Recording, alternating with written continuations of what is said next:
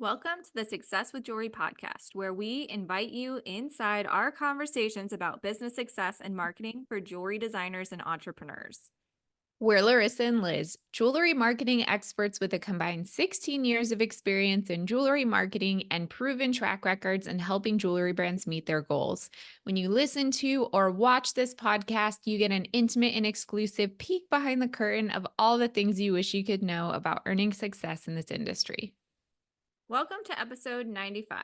In this episode, we'll be auditing my website to help walk you through the process and hopefully inspire you to audit your own website. In the bonus content, we'll be talking about everything we learned and creating an action plan. To get access to exclusive content as well as direct access to me and Laryssa, sign up by visiting successwithjewelry.com. Hey, Laryssa, let's get into it. Yes, I'm excited for this. I'm excited too. Although I was like thinking, this is pretty transparent of me. I mean, we're pretty transparent in general, but Yeah. it's like definitely like, oh yeah, I'm a marketing consultant, but I also need help. I mean, I think a lot of marketing consultants would say that they are good for marketing their clients, but sometimes they neglect their own marketing to a certain extent because they're just so busy helping clients. And I would also say that it is like so much harder to market yourself, just in general. It's harder to sell your own work. I'm sure a lot of designers out there are like, I could sell my friend's work all day, or I love these other designers and I'd love to promote them. But like promoting yourself is very challenging. Yeah. And Liz, you forwarded me this email over the weekend about like writing sales copy and how it's not just an inherent thing that you know how to do. It like takes practice, kind of like training, knowledge. You don't just get born a marketer that knows how to write like sales copy. It's definitely a specific skill. And I think that it's like I said already, like we said already, it's very hard to promote yourself because, like, obviously, I know what I'm offering is good. I know my experience, but then to like turn around and be like, you should do this because it will change your business. Like, that is hard because, yes, I know I can like impact it in a good way, but some of the like big claims that you need to like have that hook are just hard. Yeah, towing the line between just making false promises and being like authentic and true to yourself.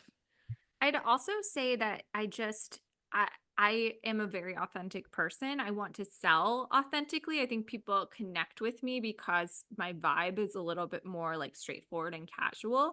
So it's also towing this line of like, yes, I want to tell people about what I offer, but I don't want to, and we hear this all the time from designers. I cannot believe I'm about to say it. You're going to roll your eyes at me, but I don't want to be too salesy. No, I get it. I get what you mean because there is so, especially in the services selling realm of things, like even the people listening who don't sell services, you've seen those ads that's like 10x your business, rah! And it's like so intense and like in your face. And Liz, you're not like that. Not like that. And I don't know if I could grow somebody's business 10 times, especially not in 3 months. No, I mean, I think even a lot of those people, they just have this one hero client that by whatever accident does well. And then they just use that as the case study for everyone else. And that honestly, that's unrealistic. That's so true. So let's get into this audit. Yeah. Um, Laryssa has my Google Analytics, my report, which I've been doing for the past 2 years, and all of the info. So the first thing you want to do with an audit, which we talked about a couple weeks ago, is identify your marketing channel strategies and activities. And for me, I'm not doing too much. I have a website. I have an email that I send out, or an email list with about 1,000 people on it that I send an email out to 2 times a month. I have a welcome email when somebody signs up for my list that kind of outlines my services. And then I have my Instagram page, which I talk about the Stay Gold Collective and my services not that frequently. Hmm. Yeah. And then on the website, you said you just recently re-added your services page, right? Yep. So I have my services page, I have an about page, I have a page about the Stay Gold Collective, and then I have a blog that I put back up in March because I've been doing these Stay Gold Collective designer features. And then I also use those in my email marketing too, just to kind Mhm. of shout out some of the members. And also, like, they've all given me such great like testimonials and shared what they've learned from being in the Stay Gold Collective. So it feels like good, but also authentic content. Definitely.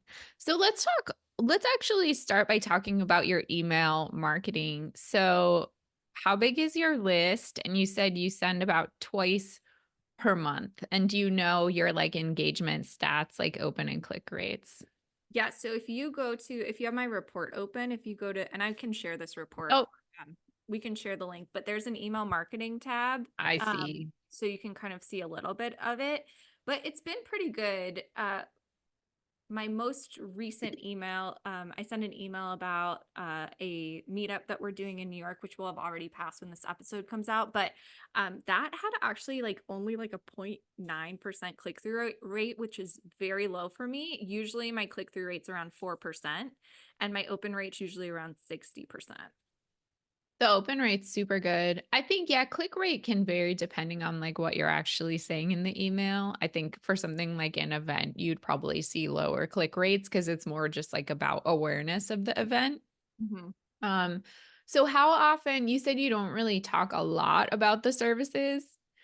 How often are you like mentioning that in an email and being more like sales focused?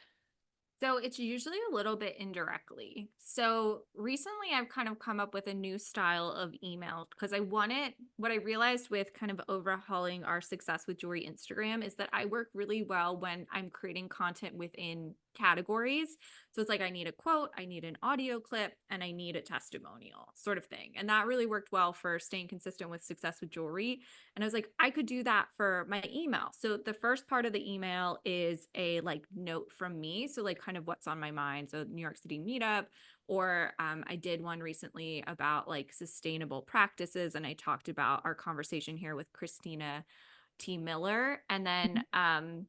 sometimes I talk about what's on my mind with like showing up consistently, and I'll sometimes drive people to send me an email or talk about the Stay Gold Collective or promote the podcast or things like that. And then I have a section that's like a feature of a Stay Gold member, which like links to my blog and the blog post about that. And then the bottom section is like kind of like a shout out to another podcast I've liked, or like a recent guest in the Stay Gold Collective or something along those lines. So I'm Mhm. trying to create email marketing that's a little bit more content focused, like Mhm. giving a takeaway and also touching on some of the things I've been doing for the podcast or the Stay Gold Collective. That makes sense. Do you happen to know like what the ratio is of your email of people that are actually in Stay Gold versus like maybe have been and aren't anymore or like never been? Do you know about that?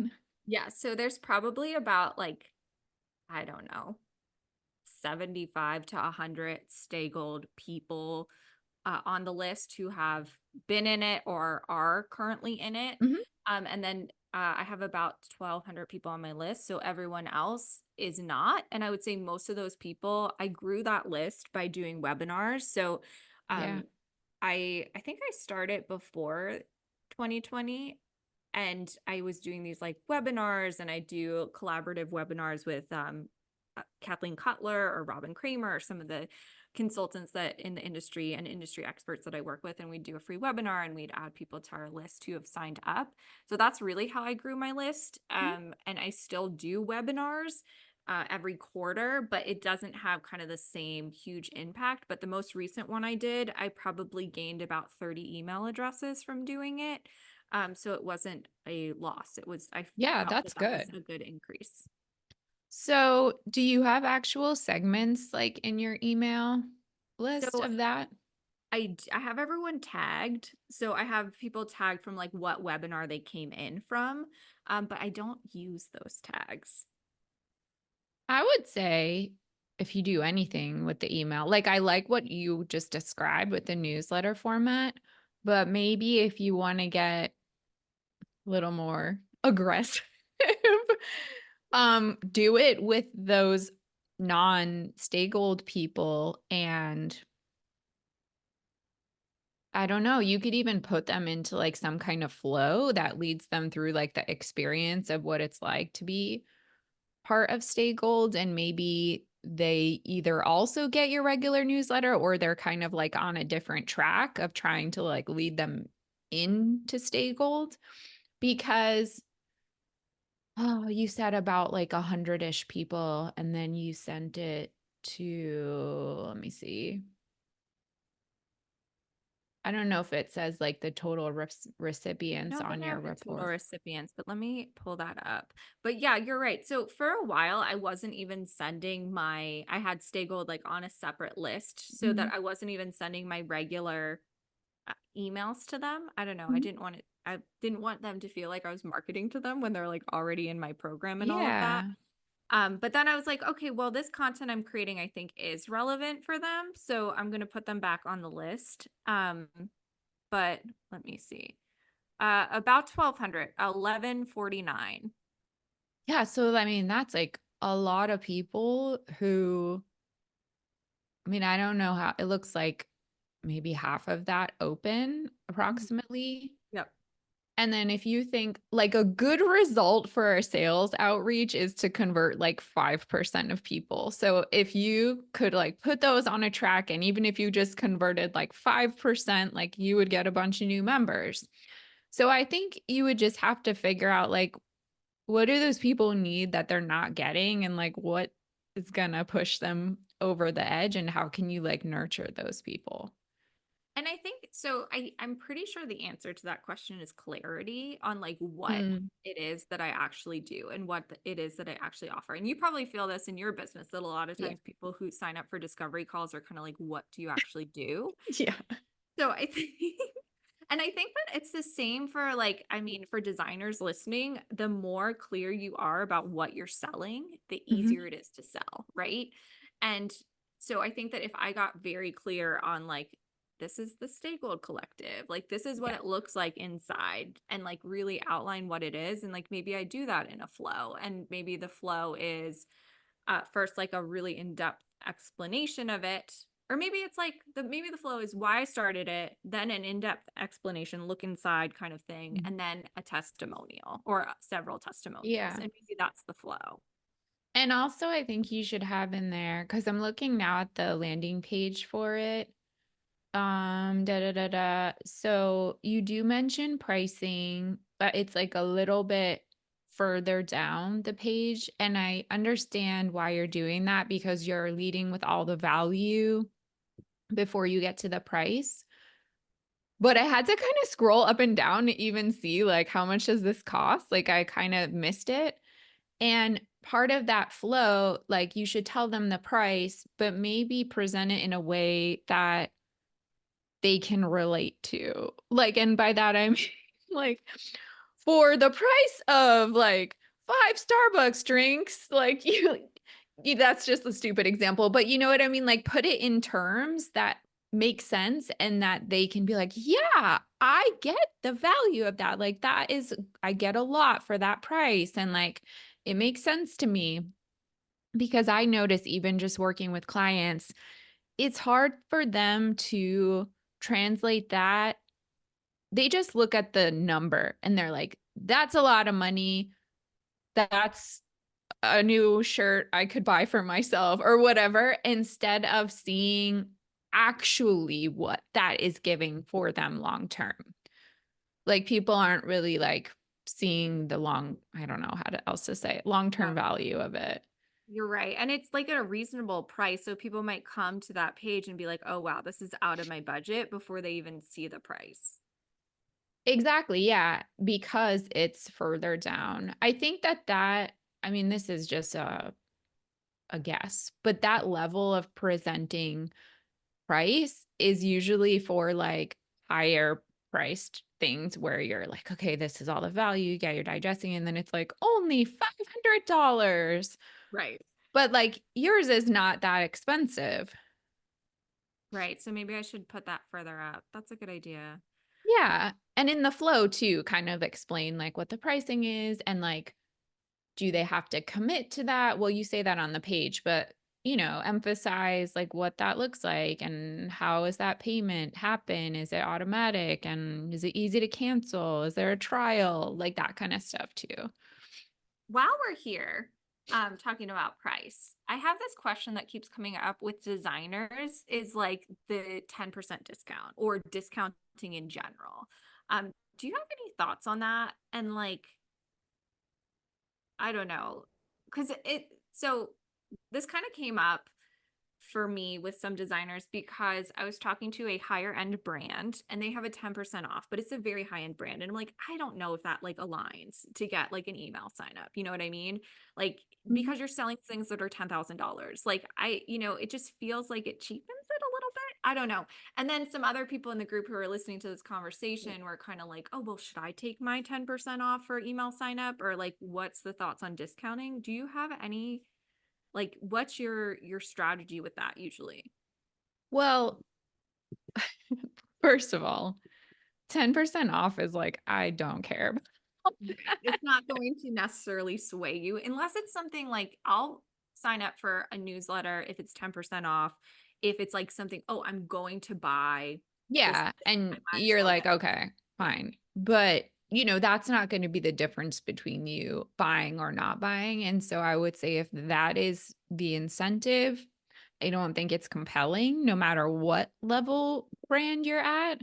Um, and then for a high-end brand, I mean, yeah, you want to incentivize getting email signups, but maybe there's like something else that's not discount related. Like you get first look at like new products or first look at like one of a kind. So like you could buy them first or something like that. Yeah, and I think that also with like high-end jewelry, it's kind of like a one-on-one outreach too for email signups. It's kind of like that high touch situation. Yeah, So I might think about that too. the email marketing doesn't play the same role in that kind of business because people, I mean, maybe, but people aren't typically like seeing an email about jewelry and then buying a $10,000 piece, like clicking through and buying it. I mean, it happens, but not often. Right. It's usually somebody like getting to know your brand over a while, like maybe having some conversations with you via email or DM or even phone call or like having met you and tried something on and then eventually buying. Exactly. Yeah.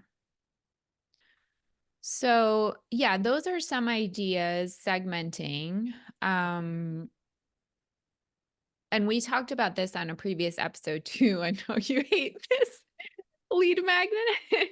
No, the lead magnet. I know. I think that that's definitely something I need to figure out because my lead magnet now is that Or if you sign webinar up, or get access to my webinars. mhm. And that could be good, especially if that's leading someone into the experience of what it's like to be in Stay Gold. Um, but maybe there's something else with that that makes them get the feeling of what it feels like to be in the group without committing right away. Right. I've been thinking about this idea of I have this private Instagram page and it is for members of the group, but it's not like all of the information, like it's not our hub Mhm. with like all of the content that you can access and all of that. And I was wondering like what if I just invite people who are leads to follow this private Instagram page? You could do that, but then would you keep them on there or would you take them off eventually? I don't know. I have like once you've like joined the private page, even if you leave Stay Gold or like leave and come back, or like I just kind of leave you in this private Instagram page. Because I like staying connected, like I Yeah. like being in touch with people. So I wonder if I could kind of recalibrate the strategy for that so it's a little bit like more of a kind of like general informational kind of page where I'm like talking about marketing ideas or things like that that I don't do on my main page. Yeah. Um, I I don't would know. say as long as you don't have to manage like then removing people, which would be annoying, that could be a good idea. Yeah, because you're right about like this idea. And I think again, like bringing it back to like designers listening, like how can you bring people who you know are interested in your product or your brand more so into your world? And I think that's what I need to do is like keep moving people closer. But the thing is that it's hard because Instagram doesn't function like a general, like public Instagram page doesn't function the way it used to, where it felt like kind of more community centric before. And Mhm. then email marketing too, like it is important, but it does sometimes get lost on people. Like not Yeah. everyone's checking their emails all the time. So it's like, how do you keep building this community? How can you offer something that is like more personal access for like leads or people who are interested or, what is the thing that you offer them? How do you Mhm. get them closer? One idea I just had for you. Actually, I saw this in like a Tracy Matthews ad also. She has like really, really good testimonials from her whatever mastermind and people. And it was like kind of like a highlight reel where it was like these really short, like 2, 3 second clips of people just being like, I learned so much. This.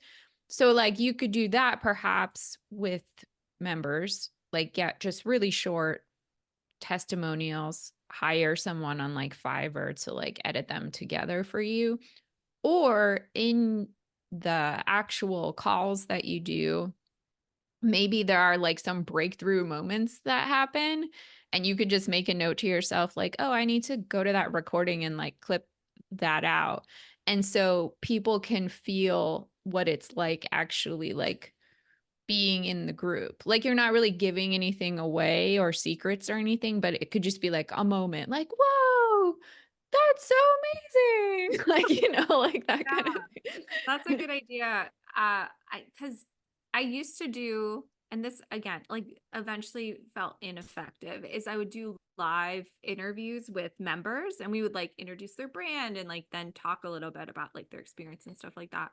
And it would just be like kind of a casual conversation. And those were fun, but it's like just I don't think that that's the way anymore. I don't know what the way is to like again, like authentically connect with people who are like interested in working with me or looking for support or like how do you I Mhm. don't know. I mean, it's just hard.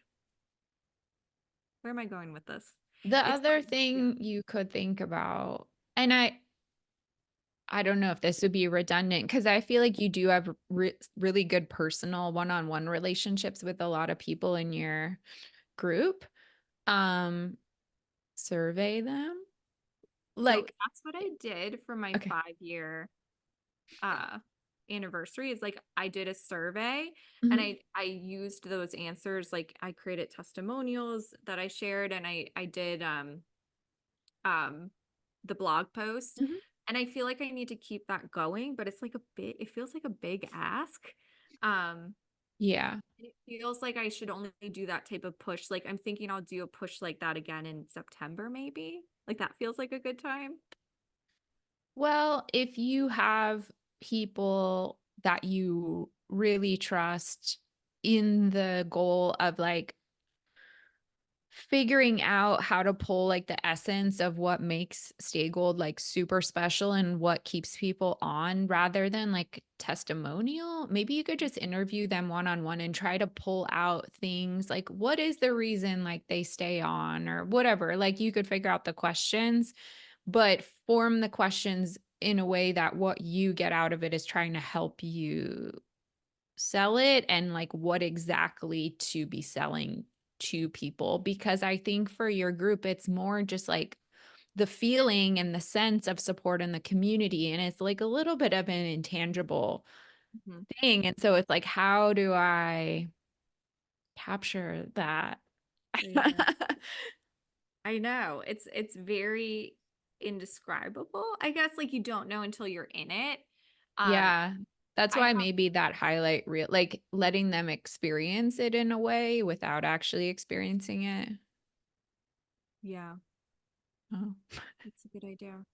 I don't know. Well, we'll share my report with everyone. Um but anything else that we want to chat about on this Oh yeah, I episode? wanted to Or look at your Google Analytics just to get a sense. I'm going to share my screen.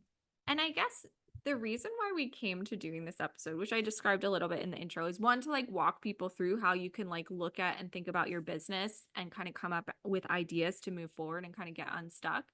But I think the real reason we're doing this is because we were chatting a couple weeks ago and my website traffic is so low.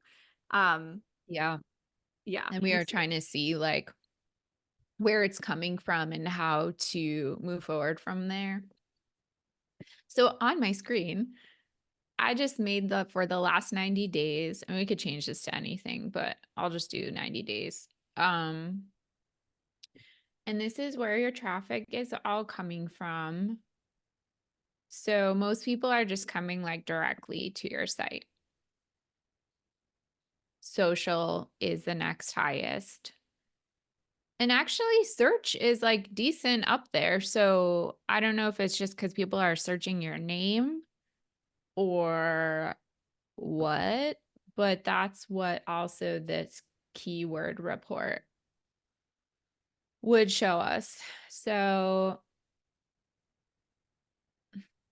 these are keywords that you're ranking for, which don't make any sense to me at all because it doesn't even say your name in these keywords. That's like seems wrong. But stay gold is like huge.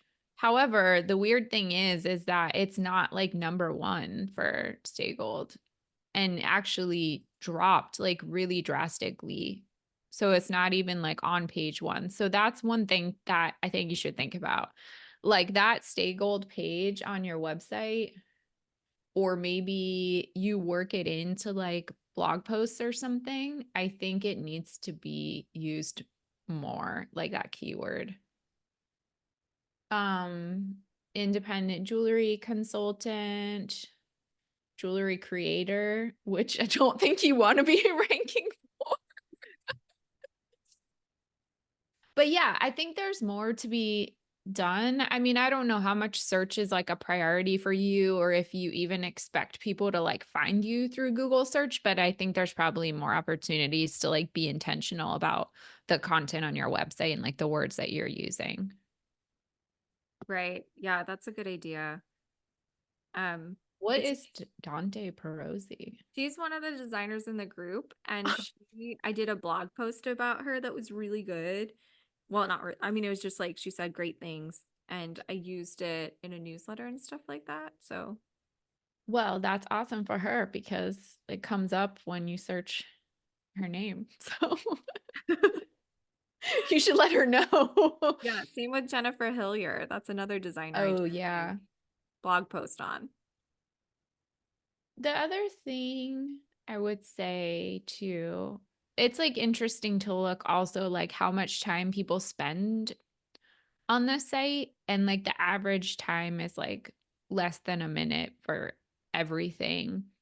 And so it would be thinking through like, well, is there anything I can like do to these pages to like keep them engaged longer? Maybe it's some kind of interactive element or something they can like digest further because I think people aren't spending a lot of time with the actual pages. And oh, here's the pricing. So maybe something like this is on the landing page itself, like the price. Yeah, that could be good.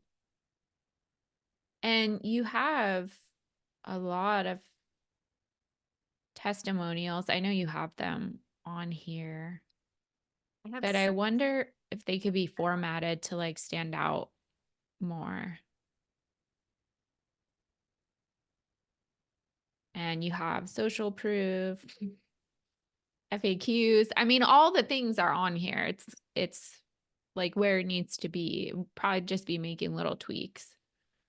driving. I guess driving people there too. I would say it's something I don't always do. Mhm. Is it in your link in bio? It is in my link in bio. And for a while on Instagram, my like the call to action was like join the Stay Gold Collective, but I recently switched it to join my email list because I'm like, I want people like in my universe so I can like talk to them because like And that's why I do the webinars too, because it's like you get the real feel for it. Yeah. Well, I think that this is a good start to offer our free listeners, but we should get into the paid content, which by the way, people listening, if you're not members, Liz, what are we going to be talking about in the member episode? So we're going to dive in deeper and like put an action plan together. Perfect. So if you're curious how to like take these insights, then go to successwithjewelry.com and sign up.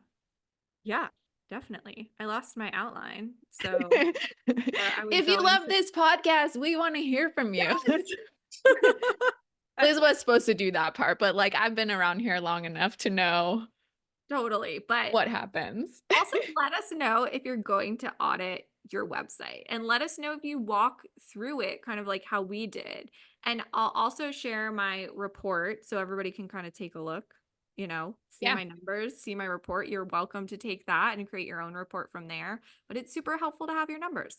Anyway, let us know if you're going to audit your website. Visit successwithjewelry.com. And if you love the podcast, we'd love to hear from you. Send us a message or leave us a review. Thanks for being a part of our community. Thanks, everyone.